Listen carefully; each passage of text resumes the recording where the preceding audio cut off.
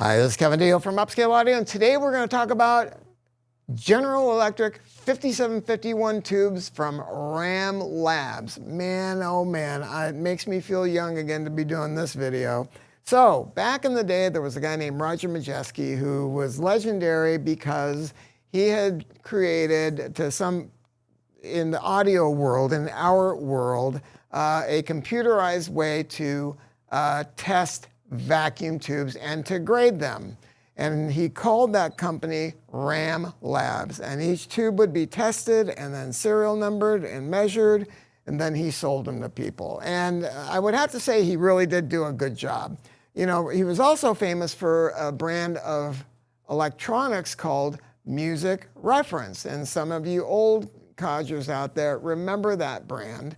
And they kind of still exist today. So, you know, I think you could probably still buy an RM10 if you want to get one.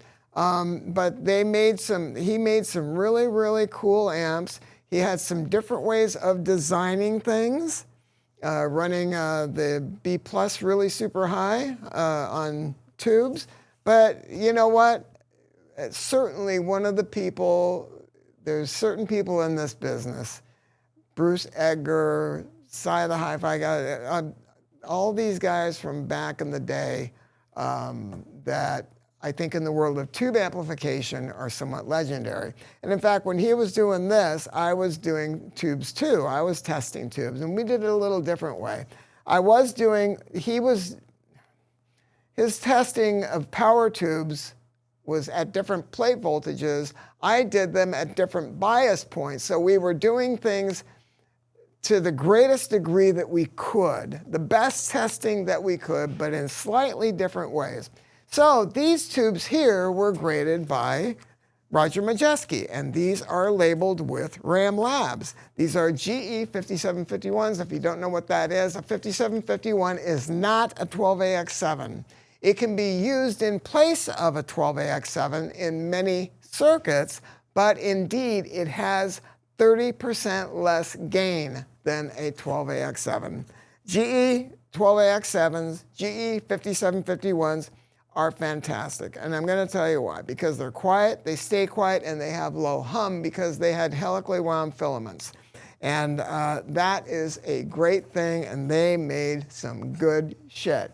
And these are good shit. I have these available as what they called super low noise and low noise. But there are also, this is interesting, I want to show you something.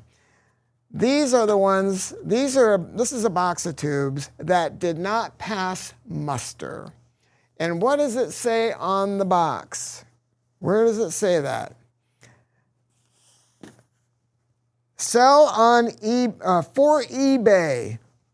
And I think I need to do a video about that because, you know, if you guys are buying tubes on eBay and you don't know who you're dealing with, you know, I can just show you so many things I've seen over the years. I mean, especially in current production products. You know, if you want to buy vintage stuff there, hallelujah, brother, I have no comment on that. But in the world, I think I'm going to do a video on it. Anyway, that is where people go to get rid of bad tubes. I've got so many tubes in the back that are just shit. I don't know what to do with them, but they will end up there, and I will do a video about it.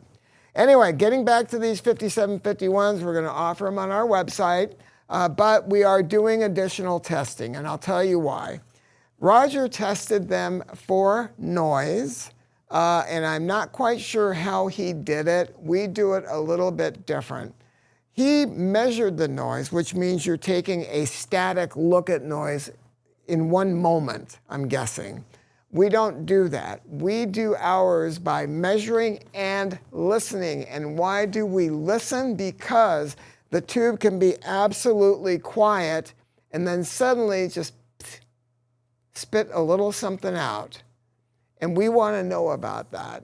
And that's why our testing is done by ear, number one.